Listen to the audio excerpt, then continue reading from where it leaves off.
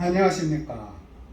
이번 달은 유례없는 폭염과 폭우로 무척 길게 느껴집니다.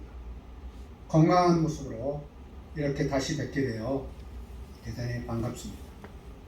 오늘 주제는 조지 오웰과 바보들입니다. 지난 1월에 꼰대는 살아있다에 이어 이번 달에도 그 후속 2편으로서 조지 오웰을 가지고 함께 이 시간을 즐겨볼까 합니다.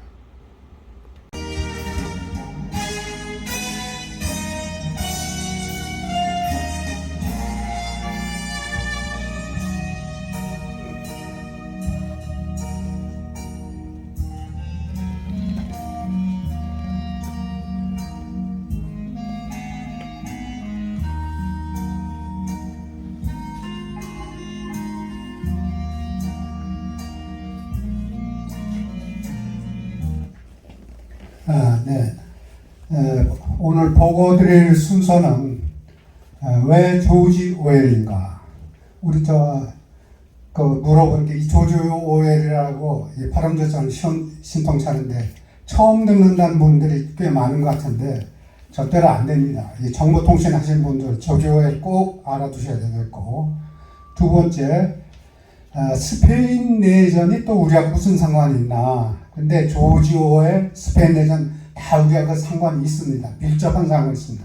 무엇인가 한번 알아보고, 조지 오웰이 쓴 위대한 세 권의 책을 간단히 소개시켜주고, 그걸 바탕으로 한 추억의 명화 두 편을 또 한번 감상을 하고, 그리고 이 시기에 또 천하의 독재자 히틀러, 스탈린이 어떤 또 개입을 했는가 보고, 그 다음에 이 책에 나와 있는 식으로 쓸모있는 바보라는 얘기가 도대체 누굴 두고 얘기하는 거냐, 그리고 잊혀진 전쟁, 이게 우리하고 관련이 있을까요? 그 다음에 한국인이 왜 오늘날 이러한 혼란한 상황에 들어섰을까, 왜 잘 속는 민족인가, 이런 얘기를 한번 해보고, 그러면 우리는 어떻게 할 것인가, 몇 년만 이렇게 되겠고, 여기에 관련된 정치, 정보사회론 등등 여러 가지 그 교과서, 그 다음에 인터넷, 나무백과 등 이런 그 신문의 기사 등은 총 확인을 해서 객관적이고 일반적인 그러한 그 내용으로 보편적인 그 주장으로 정리할 수 있도록 애를 썼다는 점, 그렇게 좀 이해를 해주시면 좋겠습니다. 첫 번째, 왜 조지 오웰인가? 지금 여기 보는 사람이 조지 오웰입니다. 첫째는 정보사회의 도래, 그리고 빅브라더의 존재 등 미래사회의 부정적인 그런 것에 대해서 소위 디스토피아의 경고를 한 아주 그 놀라운 그러한 그 업적을 가지신 분이다. 조지 오웰이 살았던 그 시기가 굉장히 혼란한 시기인데도 불구하고 그 사람이 예측한 것이 너무 소름 끼치도록 정확했다. 다시 한번 놀람을 금할 수 없고, 더구나 우리는 정보통신 또 전문 영역에 우리가 종사했던 사람으로서 정보통신에 대한 이러한 그 경고를 하신 조지 오웰을 우리가 꼭 알아야 되겠다는 그런 뜻으로 한번 구성을 해봤습니다.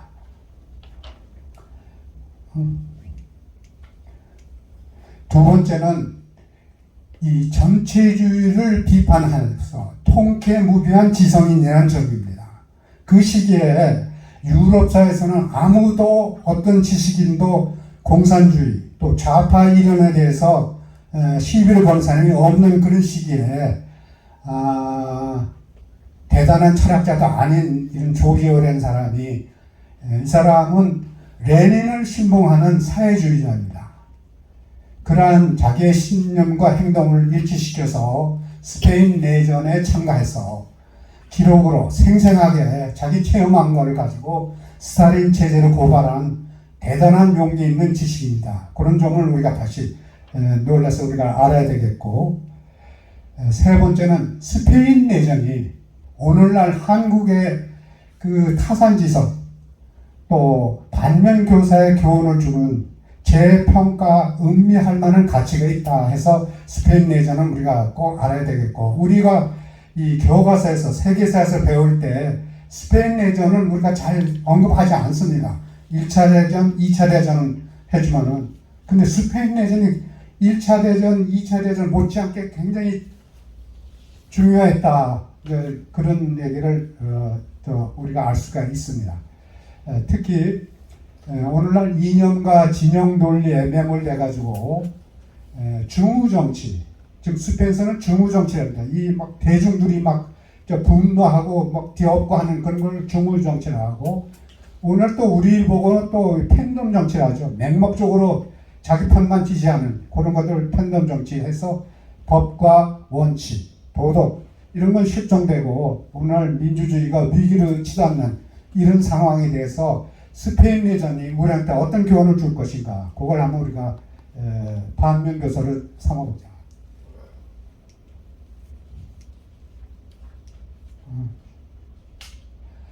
그리고 이러한 이 체험을 통해 가지고 만들어낸 이 조지 오웰의 이 작품이 현대 문학 사상에서도 가장 영향력 있는 그런 작품으로 평가되었습니다. 그 중에 1984년, 그다음 동물농장, 카탈루냐 찬가, 이 세 가지는 우리가 꼭 알아둬야 논쟁 거든 데도 끼어 들어가더라도 한 말씀 할 수 있다 하는 그런 점에서 제가 소개 올리도록 하겠습니다. 이게 잘 안 나와요. 잘 나와요. 조지 오웰은 1903년에 출생해서 6.25 나던 해 1.21 사태 때 죽은 47살로 죽은 요절한 천재입니다. 1903년에 영국 영인 인도 벵글에서 출생해서 영국의 명문 이든 스쿨을 졸업해가지고 대학은 지나가지 않고 영국용 인도 버마에서 경찰관을 또 5년간 근무를 했어요. 그래서 기구를 해서 작품 활동을 하다가 1936년, 37년 이 스페인 내전에 참가하고 38년에 카탈루냐 참가, 그 다음에 41년에 돌아와서 BBC에서 라디오 프로듀서로 또 활동을 하다가 45년에 동물의 농장을 저술했고 48년 1984년을 저술해서 49년에 출간한 그런 그 작품 활동을 했고, 그 이듬해 우리 6.25 나던 해에 각혈 폐렴으로 갑자기 잡고 한 그러한 일생을 드라마틱한 일생을 보낸 그런 사람입니다. 스페인 내전이 도대체 뭐냐, 우리 교과서에도 잘 알려지지 않아요. 그런데 우선은 이 711년에 이슬람 세력한테 이 지배를 받아서 10세기 초까지 요 그림은 14기 초입니다. 그래서 그때는 이베리아 반도가 카스티아 연합왕국, 아라곤 왕국 두 개로 이렇게 돼 있고, 그 밑에 그라나다가 이슬람 잔점 세력, 그 제일 왼편에 포르투갈 왕국 이렇게 돼 있어요. 그래서 아라곤 왕국은 이태리까지 일부 진출해가지고 지중해의 그 해상 무역을 장악하는, 그래서 부자들이 많은 지역입니다. 그게 지금 우리나라 요새는 뭐냐면 바르셀로나 지역이에요. 그게. 그리고 카스티아 연합왕국이 이 두 왕국이 있었는데, 요게 이제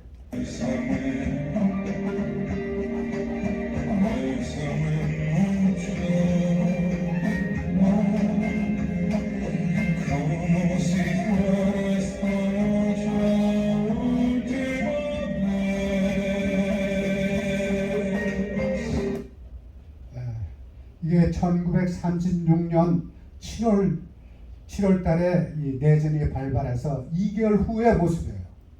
이 갈색 이 지역이, 여기가 이 프랑코 장군을 중심으로 한 이게 반란군이고, 이게 정부군이에요. 좌파 정부군.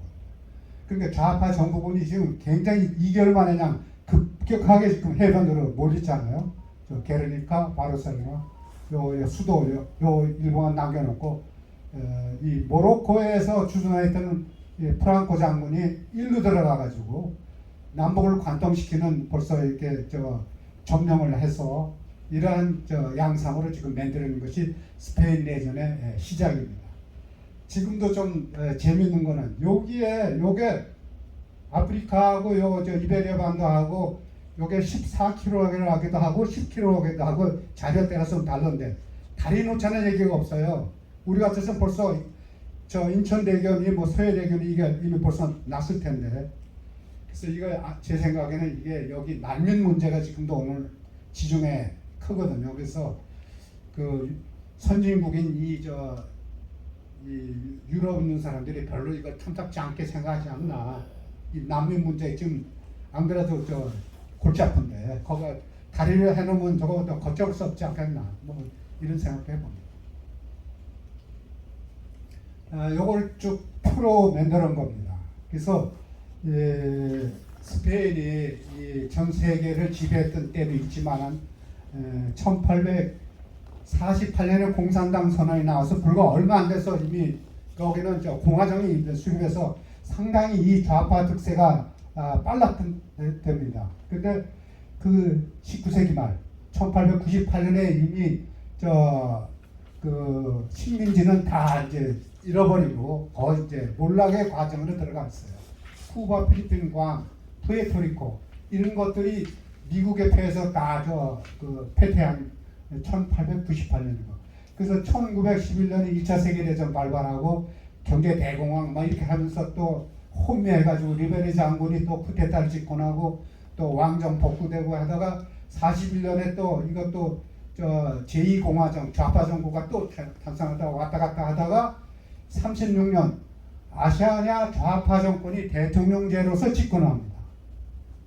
그해 4월에 기득권 세력의 반발을 우려해가지고 프랑코 장관은 모로코로 쫓아버리고 전부 그런 식으로 좌천을 시키고, 그러다가 암살 사건이 벌어져가지고 드디어 이 7월 17일 이 쿠데타가 발생하게 되는 것이 이 스페인 내전의 시작입니다. 그러니까 모로코에 지금 주둔하고 있는 프랑코가 이 아까 그 지도에서 보던 지중해로 군대를 이동해야 되는데 이동 수단이 없어요. 그래서 해군을 이용하니까 해군은 이미 정부군인 좌파 정부군이 장악하고 있어서 해군 함정을 이용할 수가 없었어요. 그래서 이게 요구한 게 히틀러한테 지원을 요구를 했더니 어떻게 됐나요? 히틀러가 신형 대형 수송기를 즉급하고 엄청난 무기를 지원해 줘서 이 아까 그 식으로 상륙을 하게 된 거예요. 프랑스 장관. 그리고 또 무소리니가 여기 끼어들어가지고 엄청난 또 무기와 그 병력 7만 6천 명을 보내가지고 이 대서양하는 지중해하고 해상도 확보하는 데다가 또 군침을 흘리고 무소리도 여기다 또 프랑코 쪽에다 지원해 줍니다.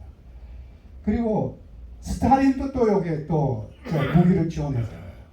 그래서 그러다가 1936년 3월달 드디어 프랑코 정권하고 반좌파 정권 이런 것들이 내전에 승리해서 집권하게 됐고 75년에 프랑코가 사망했어요. 이게 얼마니까 26년간인가 집권을 했는데 왕정 복귀를 하고, 근데 여러한 그 기회를 이용해서 프랑코가 1차 대전, 2차 세계대전에 불참하게 됩니다. 여러 가지 이유가 있습니다. 그래가지고 관광 대국으로 이게 발전할 수 있는 기반이 돼 있고, 데이터를 보니까 54년부터 79년 사이에 경제 성장률이 일본 다음으로 2등이에요. 그래서 제가 언젠가 세보르시 때 얘기하는 민주화 산업화 동시 달성한 4개국 중에 하나가 스페인이거든요. 그래서 이러한 그 프랑코 이후에 여기 안정이 돼가지고 이게 갑자기 발전하게 된 그런 또 아이러니가 있고, 그래서 1978년에 신헌법을 만들어가지고 민주화해서 카를로스 1세 입헌군주제가 돼가지고 오늘에 이르고 있는 게 이게 대체적인 스페인 약사입니다. 조지 오웰이 이 내전에 참전해가지고 쓴 책 이 세 가지 있습니다. 첫 번째가 1938년 내전 중에 만든 카탈루냐 창가. 카탈루냐가 아까 보시던 바르셀로나 지역이에요. 거기가 좌파의 중심 거점인데 거기에 집중 히틀러하고 프랑코가 공격하면서 거기가 이 어마어마한 그 공습 이런 것들을 당한 그런 그 조지 오웰의 그 체험 수기를 쓴 것이 카탈루냐 창가입니다. 그다음 동물 농장 너무나 유명하죠. 이건 스탈린의 소련 혁명을 동물로 비유해가지고 쓴 책이야. 그래서 아주 스탈린의 악랄한 잔인하고 이런 책을 아주 재미있게 이렇게 묘사한 그래서 유명한 그런 책입니다. 꼭 알아두셔야 돼요. 동물농장 1945년 전쟁 2차 대전 끝나고 이게 출간된 거고 그 다음에 1949년에 그 유명한 1984년 빅브라더라는 게 여기서 나온 거죠. 빅브라더. 그래서 49년에 접한 거. 이 세 가지가 오늘 위대한 조지 오웰의 소설로 이렇게 평가받고 있습니다. 간단하게 소개했으면 아까 얘기한 카탈루냐 창가는 그 바르셀로나 지역의 의원군으로 참전했던 이 조지 오웰의 참전 루포 수기를 소설로서 만드는 겁니다.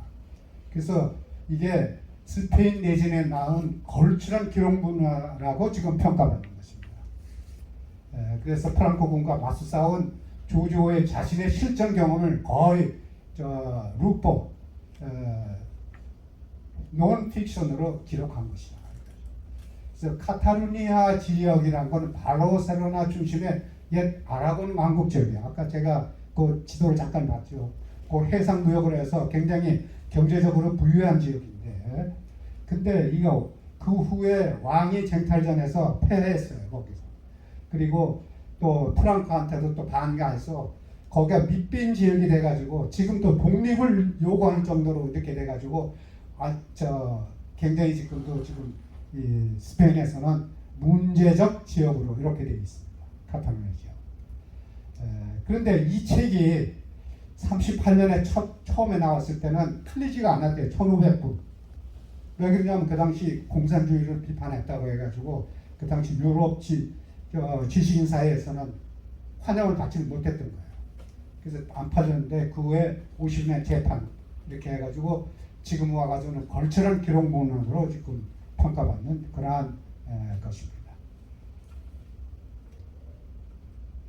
이 내용은 주로 친소파가 이 정부군을 장악을 해가지고 좌지우지하고 거기를 반대하는 무정부주의 아나키스트, 그 다음에 노조원들 뭐 이런 의용군들을 막 명령 안 들으면 죽이고 뭐 제거하고 축출하고 이런 것을 지금 이 조지 오웰은 내전 속의 내전이라고 이렇게 들여다본 거예요. 그래서 이 양반의 결론은 스탈린주의 파시즘 거악 이런 등식을 여기서 주장한 거예요. 그래서 공산주의라는 게 환상의 것이 아니다. 결국은 이 파시즘하고 똑같은 거 아니냐. 그것을 이 소설에 썼기 때문에 그 당시로서는 이 얼마나 이게 무서운 책이었냐 하는 것이죠.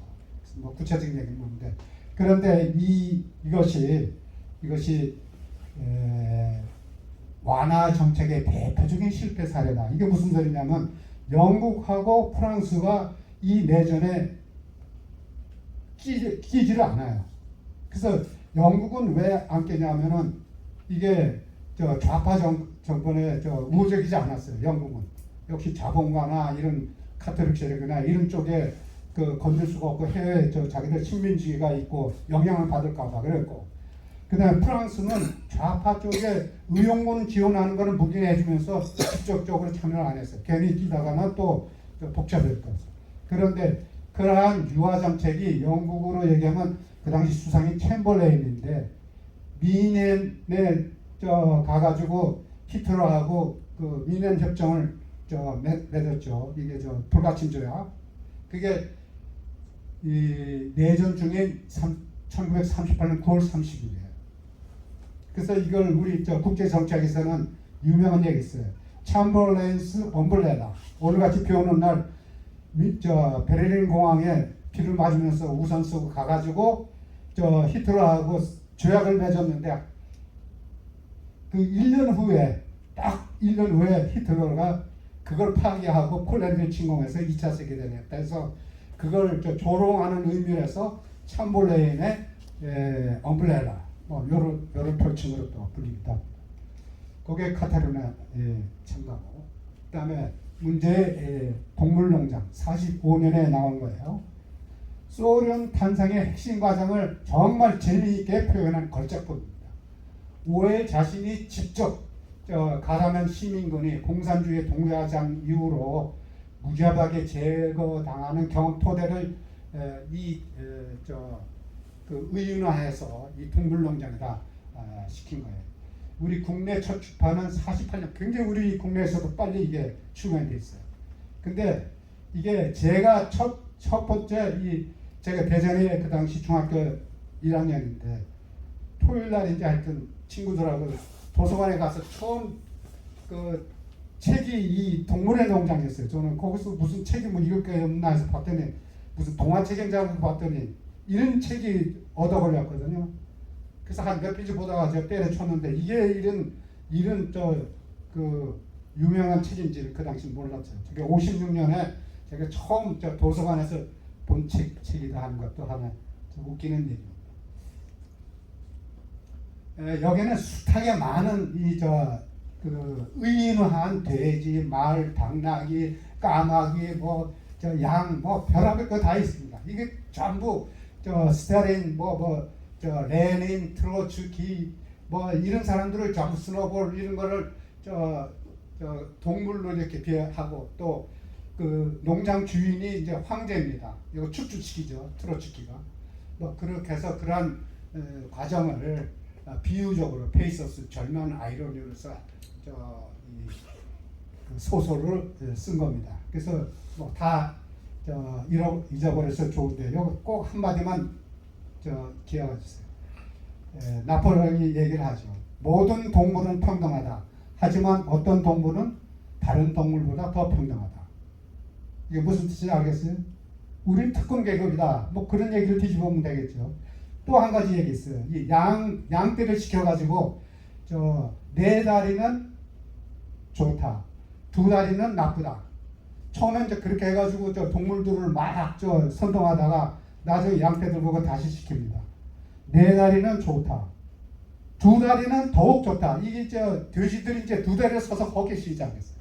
자기들은 더 좋다. 이런 겉으로는 평등을 부르짖으면서 뒤로는 특수대조, 특권한 거, 오늘날 그 내로남불, 이런 것들을 정말 여기서 정말 절묘하게 지금 비유를 해서 이 동물의 농장이 지금 빛나는 그런 워딩이라고 생각합니다. 1984년 문제에 디스토피아의 대표작이라고 합니다. 1949년에. 그래서 21세기 고도 정보사에 대한 경고로서 그 내용이 되어 있고, 이 본인의 내전 참전 경험을 토대로 공산주의, 나치, 파시즘 이 전체를 전체주의로 해서 비판하는 그런 그 소설이 되겠고, 1953년에 우리나라도 그래도 일찍 그 당시에 그 소개가 된 작품입니다. 그래서 요 내용은 초강대국 이 세계가 세 개의 그 나라로 이렇게 편성되어 있어요. 오세아니, 유라시아, 동아시아. 그래서 유럽하고 미국이 합치된 게 오시아니아인데 오시아니아에서 벌어진 일입니다. 근데 여기에 이제 빅 브라더라는 것이 일단 독재자가 나와가지고 여러 가지 텔레스크린이라는 이런 장치를 이용해가지고 또 거기에 사상 경찰을 통해서 감시를 하고 이런 그런 감시 체제를 구축하는 얘기. 그래서 거기에 나오는 얘기 중에 하나 우리가 기억할 거. Big Brother is watching you. 요거 하나는 또 기억을 하시죠. 그러면 요거 1984년 다 우리가 읽은 거나 마찬가지.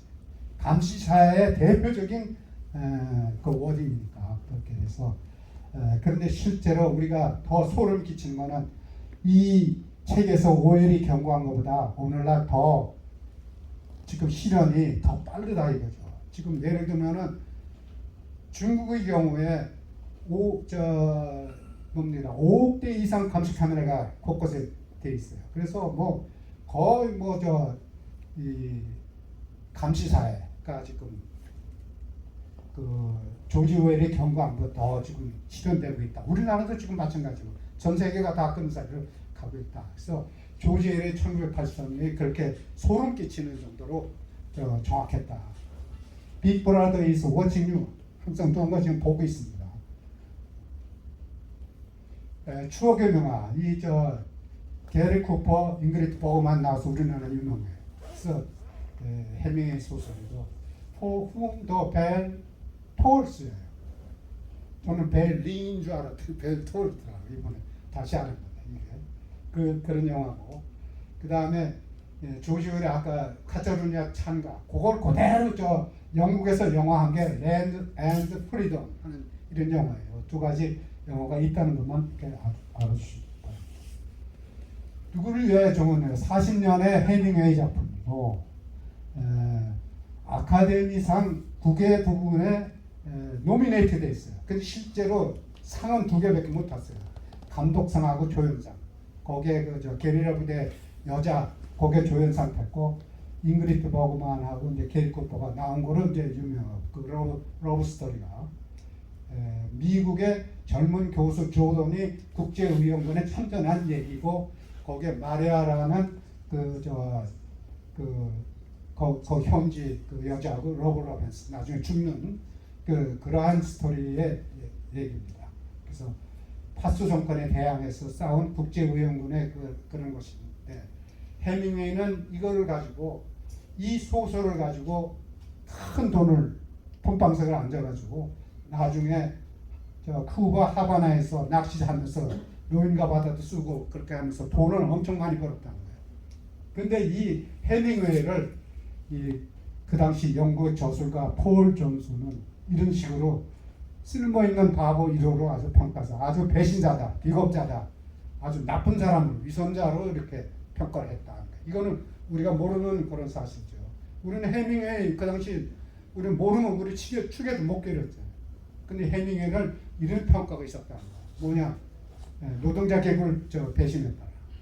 그 다음에 비겁자다. 스탈린 잔악성을 알면서도 알리지 않았다. 그 다음에 위선자야. 참전을 선동 막 하라고 막 여러 가지 전문 기자로 하면서 자기는 정작 참전을 하지 않았다.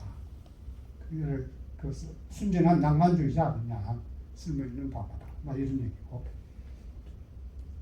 랜드 앤 프리덤은 95년에 영국에서 제작한 거예요. 카탈루니 찬가를 바탕으로 해서 그렇게 된 거니까. 데이비스라는 청년을 나타내가지고 프랑코 국민당과 싸우는 건데 여기서도 결국은 카탈루니 찬가에서 나오듯이 좌파가 그 공산당의 그 좌지우지하는 꼭두각시를 이렇게 휘둔 거에 대해서 비판한 그러한 그 영화다. 그렇게만 보시면 되겠습니다. 그래서 그 영화의 한 장면들에 분노한 그러한 의원군들이 막 습격을 하고 이런 시원찮은 무기를 가지고 지금 막 폭동을 일으키고 하는 그런 장면들. 그래서 공화파는 이런 공산당을 중심으로서 이 정보군을 중심으로서 무정부주의자 또 노조원 뭐 이런 이런 사람. 근데 보수파는 프랑코를 군부 또 왕당파 그 다음에 자본가 또 카톨릭 세력 이런 두 파로 쌓여진 것이죠. 드디어 끝장은 프랑코가 승리를 하는 그래서 깃발을 올려서 마드리드에 입성하는 그런 장면이 되겠습니다. 그런데 여기에 히틀러와 스탈린이 어떤 역할을 했나. 히틀러는 프랑코가 모로코에서 군대를 수송토록 요청을 하니까 즉각 지시를 한 거예요. 괴링한테.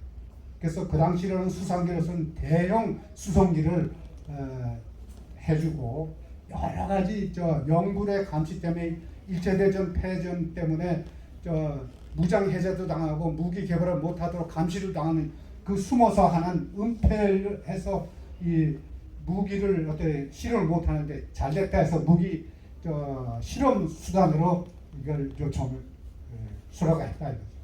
그래서 프랑크 건의 수정을 지정하고 그래서 탱크 200대, 전투기 730대, 또 대형 수송기도 있고 병력 16,000명을 이렇게 했습니다.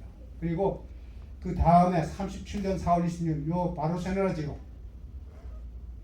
요 지역에 바르셀로나가 아니라 저 북부 지역 게르니카 이 1,600명, 3,000명 되는 조그만 마을에 이 콘도르 사단이라는 히틀러의 이 신형 그 융단 또 폭격을 가해가지고 소위탄도 놓고 해가지고 뭐 아주 초파를 시킨 모양이 신형정도 있었습니다. 그래서 이 게르니카 공습이라는 참사라는 그런 거 있고 이것을 피카소가 그림을 또 그렸어요. 그래가지고 오늘 유엔 안보리 회의실에 이게 그려져 있다. 피카소도 완전히 공산당 앞잡이로 놀아난 거죠.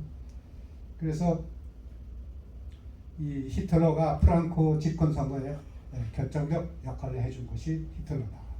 그래서 히틀러가 2차 대전 될 때 이 스페인 프랑코 보고 참전하라고 하였지만은 여러 가지 이유 등을 해서 안 불렀다 하는 그런 얘기입니다. 그게 이제 전화위복돼서 스페인은 전국을 안정시키고 관광대국으로 발전돼서 오늘날 이렇게 나와요. 스탈린 쿠데타 3개월 후에 대량 무기를 지원했어요. 여기도 마찬가지예요. 새로운 무기를 실험하는 그 수단을 이용하는 거죠. 그래서 전투기, 탱크, 대포 엄청나죠. T-34라는 탱크가 등장했는데 이거는 유럽이 2차 대전에서 벌벌 떨던 그런 탱크라는데 요게 우리 6.25 때 남침 때 앞장서서 내려온 그 T-34입니다. 우리 참전용사께서도 이거 증언을 해주시던 그리고 그런데 이 스탈린은 그 후 금 500톤을 받아간 거예요. 지금 우리 돈으로 얘기하면 그게 뭐 13조 원이라고 하여튼 거덜난 거예요. 스페인 은행 700톤에서 500톤을 금을 가져갔습니다. 거덜났죠. 그래서 이 공화파 패망의 직접적인 원인이 공산주의자다, 스탈린이다 이렇게 된 거예요. 내부 분열에 이 스탈린주의자들이 이 정보군들 가지고 막 이 좌파군을 흔들고 거기 말 안 듣는 사람 제거하고 이런 통해 오히려 싸움도 제대로 못하고 그 내부 분열로서 망했다 하는 그런 얘기고. 근데 이제 여기서 아까 유화 정책의 대표적인 실패 사례다. 이 독일의 이런 속담을 모르고 영국 챔버렌이 히틀러하고 불가침 조약한다고 해서 이제 아주 기분 좋아서 돌아왔거든요. 비를 맞으면서 베를린 공에. 한 달 후에 폴란드 침공 2차 세계대전. 그러니까 지금 평화 선언이니 평화 협정이니 파리의 뭐 평화된 이건 전부 깨지게 마련이에요. 그래서 유화 협정의 실패 사례로 지금 국제 정치학에서 거론되고 있는 대표적인 사례가 챔버린스 엄브렐라. 자, 이런 그 복잡한 그 내전의 양상입니다. 그 다음에 이제 왜 바보들이냐, 기분 나쁘다, 그 우리 회장님께서 했는데, 그래서 내가 책을 하나 이제 긴급히 구조를 했는데, 실제로 모나 캐러라는 사람이 97년에 미국 사람인데 새로 만드는 거예요. 실제로 이 말은 1917년 레닌이 소련의 혁명을 완성하고 나서 서구 지식인들을 놀리는 얘기로 썼다는 얘기예요. 근데 구체적으로 레닌이 정말 그렇게 얘기했냐는 확인되지 않았다 하지만은 그 당시 공산 혁명을 일으킨 레닌 이런 일파들이 서구 지식인들을 낱낱하게 본 것이 아니겠나 뭐 그런 얘기고, 실제로 매스컴에서 다룬 거는 1958년 미국의 타임지가 이태리 좌파 세력을 보고 이런 쓸모있는 바보다 이런 용어를 썼다고 이제 공식적으로 확인된 거고, 그 후에 스탈린이 점차로 전체주의 독실권을 변마해서 했을 때는 이 사람들을 자기 그 소련의 체제 찬양 도구로 이 사람들을 이용하는 도구로 활용했다, 이런 얘기고, 그 다음에 박헌영처럼 우리 남로당 박근철 제거 대상으로 이런 사람들을 이제 또 이게 변마해서 이렇게 보고, 그 90년대 이후는 동구권 해체 이후에도 아직도 동구권의 실체를 잘 모르고 그 이상주의 되는 그런 그 얘기만 앞세우고 옹호하고 비유하는 그런 사람들을 가지고 우리가 진보세력해서 우리가 쓸모있는 바보다 이렇게 하고, 오늘 우리나라에도 좀 그러한 부류가 굉장히 많이 있다는 것을 뒤에서 제가 설명해 볼 거고요. 대표적인 것이 이 사르트르예요. 사르트르하고는 실존주의 철학을 해서 저도 고등학교 때 실존주의 조금 뭐 한다고 책도 들어보고 까면이 뭐네 뭐저 해본데 굉장히 유명한 사람이에요. 철학자고. 그 다음에 노벨 문학상을 거부한 사람이에요. 그 다음에 저 파리 대학의 교수직도 거부했어요. 자기 뭐 규격화되는 거 싫다나. 하여튼 그런데 그 양반이 얘기한 거 보세요. 희망을 잃지 않으려면 비록 오류와 범죄, 공포가 가득하다 할지라도 사회주의 우월성을 인식해야 된다. 사회주의가 굉장히 오류가 있어도 우월하다는 거예요. 그게 이 모나케는 이 책에서 지금 그렇게 쓰고 있어요. 그 다음에 이 양반 얘기할 게 굉장히 많아요. 실존주의 철학의 대부고, 안가주망이라는 것도 그 당시 60년대 이런 데서 대표적인 실천 행동가로서 손꼽혔고, 공산당 운동, 반미 반전운동, 평화운동 그 후로도 계속 그런 운동이고 80년에 돌아갔습니다. 그러니까 70년대, 80년대까지 이 양반 영향이 굉장히 컸다는 거죠. 이 좀 수정주의, 진보주의에서. 그리고 김지하 사건에도 이 양반이 가는데, 김지하 그 석방 사건에 사인을 한 사람이 또 사르트르고, 그 다음에 6.25를 미국의 사주를 받은 남한의 북침이라고 또 이 양반이 또 짓거리된 거예요. 그리고 쓸모있는 바보라고 조롱 받을만 하죠. 그 다음 버나드 쇼, 유명한 극작가예요. 이 양반도 노벨 문학상 받았어요. 근데 이 양반 하는 이 대표적인 얘기가, 우리의 가장 진취적인 이웃 소련이 자비롭고 현명하게 소수의 착취자와 사기꾼을 몰아내고 정직한 사람들이 안심하고 살 수 있는 세상을 만들고자 한다면 우리는 도와줘야 한다. 지금 이 시기가 이 시대든 뭐 직후 뭐 아까 스페인 내전 뭐 그런 임세의 얘기니까 이 양반들 얼마나 순진하고 어떻게 보면 비겁한 위선자냐는 거죠. 이게 모나케론에서 지금 여기 책에 나와 있는 거예요. 그렇게 해서 이런 해밍의 피카소, 사르트르 이렇게. 피카소는 스페인 출신으로서 44년 프랑스 공산당으로 정식으로 입당해가지고 완전히 공산당 의뢰에 의해가지고 아까 게로니카의 그 학살, 그 다음에 우리 한국에서 학살, 그 그림을 그린 거예요. 자기가 실제로 본 것이 아니고 사르트르 문화를 지금 한 거. 그 다음에 그 후에 이 책에서는 60년대 반미주의자, 베트남 전쟁 반미자, 중남미 자파살 이런 것을 다 얘기하고, 그리고 이제 제가 보고한 게 한국을 지금 위협하고 있는 많은 세력, 이 종북 좌파, 짝퉁 진보 세력을 하시고 민주, 인권, 진보, 환경, 여성 이런 것을 앞에 달고 다니는 사람, 이게 다 위정 우리가 진보 세력이라 볼 수 있고, 우리가 전 정권 때에서 장아무개, 김아무개 뭐 있어요. 이게 소주성에서 소득주도 성장 뭐 이런 경제학자라고 하면 샀던 정책실장 이런 분들을 우리가 잘 그런 거 다 이용해. 이거는 조선일보 이용훈 차장이 2018년에 지목한 이런 사람들도 우리나라에서는 지금 심각한 이용돼 놓으면 쓸모있는 바보에 들어간다. 피카소가 게르니카의 학살이라고 공산당 의뢰에서 그림을 그린 거예요.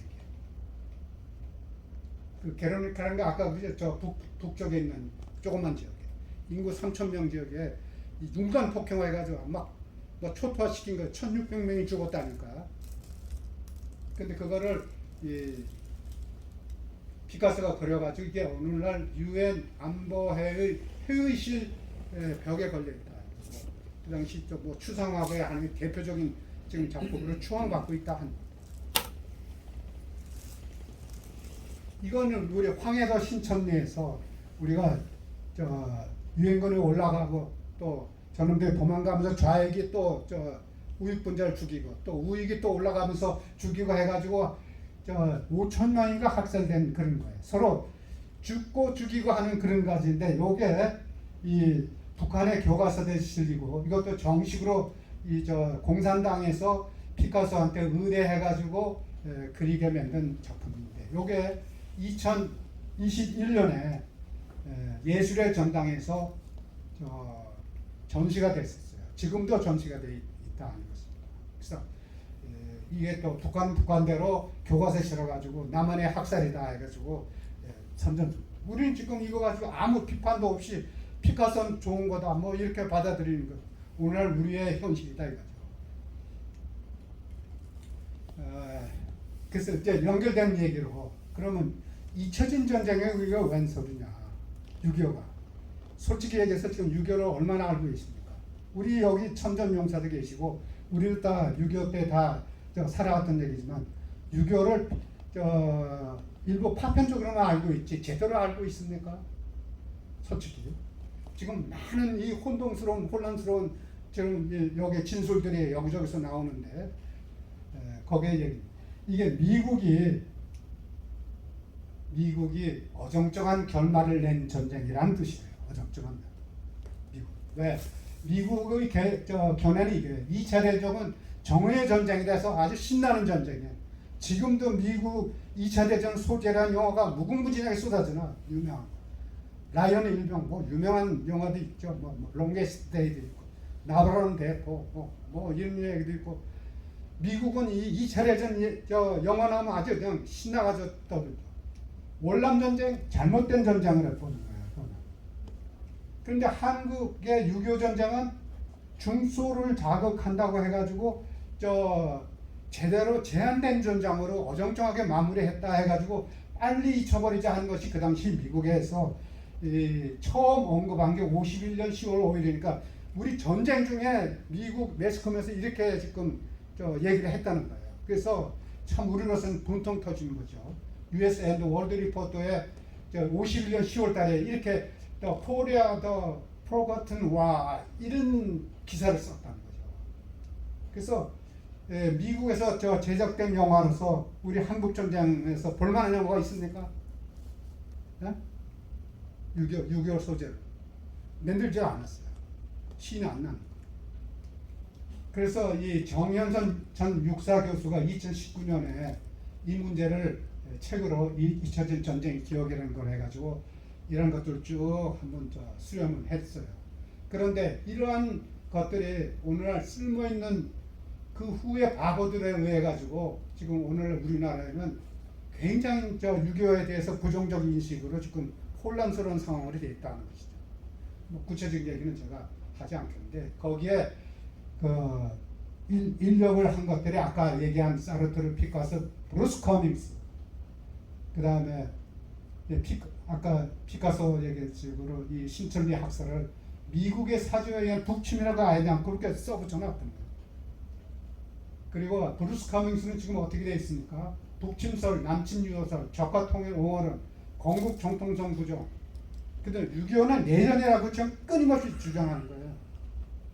내전에 뭐 어떤 거예요? 내전은 어떻고 국제전은 어떻고. 지금 다시 얘기하겠지만 전혀 얘기가 틀리거든요. 미군 철수하라는 얘기거든요. 그런 얘기. 그래서 이러한 여파로 기울어진 운동장이 되지 않았나. 그 다음에 종북 주사파라는 것이 우리 사회에 지금 확고한 기틀을 잡아가지고 특권 계급으로 지금 우리 사회를 지금 장악해서 그들로 인한 6.25에 대한 언급이 굉장히 혼란스럽게 되어 있다. 이게 지금 정유성 기념공원 문제에서도 폭발됐다고 저는 봅니다. 기다 안 그랬다 지금 굉장히 지금 혼전해져. 그런데 미국은 잊어도 미 병사들은 뭡니까? 여기에 기네스북에 올라간 여러 가지 기록들이 나옵니다. 그죠? 이 흥남 철수 작전 같은 거는 최대의 작전을 기네스북에 들어가 있다는 것이고, 그 다음에 이 장진호 전투는 가장 쉬운 그런 엄혹한 그런 전투로서 그래서 미군들은 잊을 수가 없고, 또 미군이 연 179만 명 참전했어요. 이게 저 베트남전이 우리 저 6.25보다 배 이상 많이 오래 끓는데도 비슷합니다. 사상자 수도 전사자 미군 전사자만 해도 33,000, 부상자 10만 명. 이게 저 미군한테는 엄청난 타격을 가진 것이죠.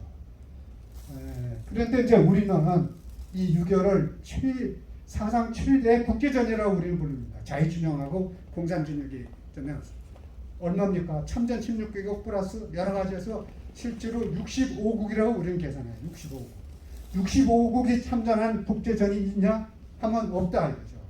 아까 스페인 내전에 53개국에서 그거는 그 정부가 아니라 민간들이 참전한 거고 우리는 완전히 정부가 참전한 거예요. 그래서 이걸 그렇게 해서 한반도를 초토한 건데 우리가 이길 수가 없다. 그리고 끝나지 않은 전장이다 이거죠. 남친 위협이 상. 근데 이제 최근에 반전 분위기가 됐어. 그래서 많은 지금 참전용사들, 초청 행사들 이렇게 해서 한국을 와서 보여서 발전상은 좀 놀랐다. 뭐 그래가지고 이제 뭐 자기 할아버지가 뭐 참전용사 이제는 자랑스럽게 생기고 우리가 생각하는 것보다도 미국에 가면은 이 6.25 참전용사를 기리는 그런 저 묘지나 공원들이 많다는 거예요. 우리가 생각하는 것보다도.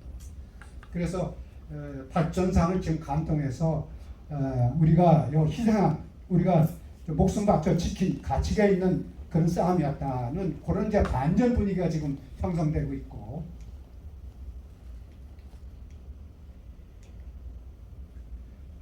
결론은 조지 오웰 스페인 내전이나 우리 6.25 남참이나 오늘 여러 가지를 놓고 볼 때 공산주의는 결코 지상낙원이 아닙니다. 전체주의, 독재, 잔인함의 결합체예요. 근데 그게 스탈린이나 몰케톤이나 어느 특정인이 나빠서 그런 거냐? 근데 지금 우리가 쭉 스페인 내전부터 보니까 결국은 그 시스템의 문제 아니냐 이렇게죠. 독재 체제가 아니면은 그 일당 독재 체제를 유지할 수가 없잖아요. 누군가 강력한 독재 통제 체제가 없고 감시 체제가 없으면은 유지가 안 되니까 제거해야 되고 말 안 들으면은 추방해야 되고 이런 체제가 필요하고 그렇게 된다. 그런데 메가더가 이런 얘기를 한 걸 제가 찾아냈어요. 이 나무 위키에 들어갔어요. 한번 찾아보시오. 공산주의는 사상도 이념도 아니라 강도짓을 정당화하는 것이다. 메가더가 아주 그 당시에 확고한 그 자신감을 갖고 있어요. 트럼 안 하고 걔네 뭐 만주폭격 때문에 티격태격 한 것만으로 우리가 알고 있는데 이 양반은 이 공산주의의 허구송을 간파를 한 거예요. 그래서 이거 싹이 더 크기 전에 자르지 않으면 이게 큰 화분이 될 거라 해서 이렇게 돼 있어요. 그래서 이걸 더 알고 싶으면 나중에 이따가 밥 먹으면서 얘기를 더 하시면 좋겠네요. 이런 거예요. 정당하게 벌은 사유재산을 부르주아라고 이름을 붙여가지고 프롤레타리아가 그것을 탈취하고 하는 것을 정당화시키는 것. 그게 강도짓 아니고 뭐냐 이런 얘기입니다. 이건 광복절 경축사에 느린 대통령이 자유인권을 지키는 거. 이게 공산 전체주의 싸움이고 제2의 건국운동의 지금 연장이다. 뭐 이런 얘기한 거. 그런 거와 아까 조지 오웰이 여러 가지 거학이라고 한 거. 이런 세 가지가 오늘 공산주의의 실체를 증언해주는 아주 우리로서는 소중한 그런 증언들이 아니겠나 그렇게 생각합니다. 근데 우리는 잘 속는다고 지금 돼 있어요. 뭐 하면 그냥 뭐 오염수 뭐다 그러면 막 나가고 뭐 하면 광화문 나가고 지금 그런 세상에 지금 우리가 살고 있어. 왜 그런가? 조갑제닷컴에서 소개하는 건 여러 가지 있는데 여기에 제가 이제 최근에 다른 논점들을 쓴 글들을 이렇게 합쳐가지고 재구성해 보면 우선 우리나라 사람들은 말에 잘 속는다, 대응이 약하다, 또 단순하다, 그냥 입체적으로 판단을 하려고 하지 않고 또 그건 뭐 그렇다 치고 내편자유주의 지금 제일 문제된 게 내편주의. 뭐 합리적인 이런 문제가 아니에요. 법 원칙의 문제가 아니에요. 도덕성이 이제 절로 다 도망갔어요. 지금 진보의 제일 큰 가치가 도덕성이었는데 이제 도덕성 얘기 안 해요. 인권 얘기 안 합니다. 이념과 진영 논리 중심으로 하는 게 그 내편지. 요거는 매스컴에서 쓰는 얘기입니다. 그 다음에 용어 이중, 혼란 조수. 요건 북한이 쓰는 얘기입니다. 이게 민주, 민족, 통일, 평화, 환경, 배미, 평등, 사람이 먼저다. 이게 다 얘기가 다릅니다. 자기들 쓸 때 하고 우리한테 선전선동할 때 얘기고. 의미가 두 가지예요. 거기에 조지 오웰이 이미 그걸 간판에 했잖아요. 이 내전에서. 지금 오늘날 이거 가지고 오늘 보세요. 계속 지금 종합 또 케이블 방송 이런 편성 거기다 방송에서 나와서 양쪽 패널들이 하는 거 보면 얘기가 전혀 다른 뜻을 가지고 얘기를 하고 있잖아요. 혼란스럽죠. 그 다음에 물론 이게 정보화 사회도 있겠지만 우리나라에는 지금 선동 분야 종사자가 너무 많다. 이게 조갑자 시의 평이에요. 너도 나도 지금 한마디씩 다 아는 세상이 되어버렸다는 거죠. 그러니까 뭐 유튜브도 있고 뭐도 있고 SNS도 있고 뭐 글도 있고 뭐도 있고 그러면서 글도 통해서 이제 가짜 프레임이 뭐 더 탐사니 뭐 얘기가 나와가지고 그게 또 국회의원하고 결합하고 뭐하고 결합하고 진짜 같기도 하고 뭐 또 가짜로 밝혀져도 사과도 안 하고 인정도 안 하고 돈을 벌고 이런 지금 선동 분야의 종사자가 많고 그것을 장악하고 있는 것들이 기울어진 운동장 좌편에서 카르텔을 형성해가지고 거기 후원해주는 특권 계급이 형성됐고 세습화돼 있고 건설로죠 뭐고 다 지금 이런 상황에 지금 우리가 봉착돼 있어요. 그리고 또 한 가지는 국가가 이걸 말리지 않고 국가가 거기에 합세해가지고 선동, 거짓 선동에 합세하고 있어요. 사건 조작, 문서 조작, 통계 조작이 전부 국가가 관여되어 있습니다. 뭐 구체적인 얘기는 안 했어요. 그래서 이젠 민언 관이냥 협업 체계로 가짜 프레임이 지금 말고 있는 거예요. 그래서 우리가 이런 논쟁들을 할 때 이런 걸 잘 구분해서 얘기를 하지 않으면 안 된다. 마지막으로 교훈과 사명. 스페인의 철학자 있는 오르테가가 유럽 여행을 하고 와가지고 내전 끝나고 나서 와서 보니까 스페인의 내전 상태가 한심하다 이거죠. 그래서 탄식을 한 거예요. 그래서 거기서 쓴 말이 중우정치입니다. 중우정치. 어리석은 대중이라는 뜻이죠. 어리석은 대중이 정치의 전면에 등장해서 맹목적이고 획일적 사고와 군집적 충동적 행동으로 민주주의를 파괴하는 것. 그 중우정치입니다. 이게 원래 중우정치는 좋은 뜻으로 그리스의 이 플라톤이나 아리스토텔레스 그때부터 쓰여졌던 건데 소크라테스는 이걸 부정적으로 봤다 그래요. 근데 그게 이 스페인 내전에서 이 오르테가는 스페인의 그 현실을 보고 탄식한 말로 쓴 것이 중우정치. 그것이 내전 실패의 원인이라고 이렇게 보신 거고. 그때 오늘날 우리나라에서는 지금 뭐가 등장했습니까? 팬덤입니다. 팬덤 정치예요. 특정 정당 인물의 맹목적 지지를 보내는 태도. 그 대표적인 게 우리가 촛불민주주의라는 거예요. 이런 촛불민주주의는 상대방은 악입니다. 그래서 이것이 결합되면 독재가 되고 전체주의가 되지 않느냐. 상대방을 인정하지 않으니까. 그리고 아까 얘기한 우리 편 제일주의가 득세하게 되는 이런 팬덤 정치의 폐해에 지금 우리가 봉착돼 있고 그러다 보니까 너도 나도 할 것 없이 위장투쟁이 판치는 세상이 되어버렸다. 위장투쟁이라는 거는 이 정치학 입문서에 나와 있어요. 정치란 무엇인가 여기에 나와 있거든요.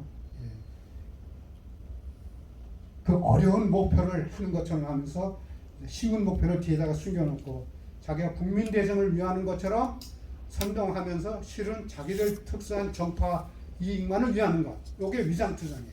그러니까 정치는 대부분 사실 위장투쟁을 조금씩은 다 하기 때문에 우리는 지금 아주 그냥 노골적으로 지금 위장투쟁을 하고 있어요. 그거 소위 내로남불이 그 대표적인 거 아니겠습니까? 그런 거. 그래서 영남대 교수인 김영수 교수는 8월 16일자 칼럼에서 한국은 자살 중이다.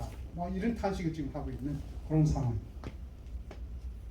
그래서 우리는 어떻게 할 것인가 앞으로 속지 말아야 되겠다. 속지 말려면 이러한 저간의 사정, 이런 논리들을 우리 팩트를 또 이런 거를 조금씩 알아둬야 될 것이다. 그냥 목청 높인다고 될 문제가 아니다. 특히 가짜 뉴스나 이런 괴담이나 이런 가짜 프레임은 우리가 꿰뚫어 볼 줄 알아야 된다. 이런 우리가 나이값을 하려면 이렇게 되지 않나. 그리고 특히 민주, 인권, 진보 요게 앞에 붙으면은 주의해라 이런 거죠. 이 전부 용어의 혼란, 이중 용어 전술이고, 그 다음에 아까 메가더가 얘기한 저 좌파주의는 사상이 아닙니다. 문명 파괴인 거예요. 좋은 얘기를 하면 문명 파괴고, 정말 직접적으로 얘기하면 강도짓이다. 거기에 이제 메가더에 우리가 인용을 하겠습니다. 그럼 우리는 좀 뭐랄까? 우리가 잘하는 거 하면 될 거 아니에요. 지금 요새 좀 그런 운동이에요. 분위기가. 우리는 저 산업화, 정보 산업화는 저수나 정보화는 앞서가자 해서 정보 입국을 우리가 성취했고 산업화 민주화를 했고, 우리는 그런 걸 계속 해나가야 될 거 아니에요. 거기에 전념을. 지금 창조 경제, 시장 경제, 법치주의 이런 거 잘해야 돼요.